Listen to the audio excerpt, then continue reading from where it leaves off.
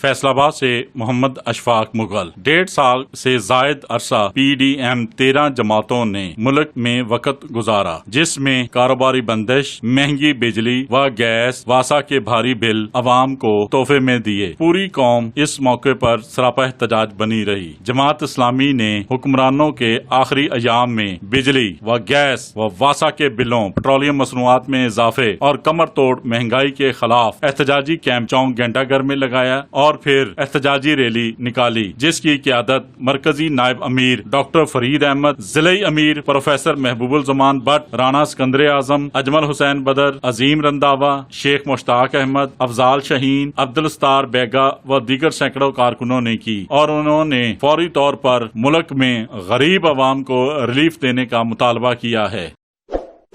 اس video کو like کریں، ہمارے چینل کو سبسکرائب کر بیل آئیکن ضرور پریس کریں۔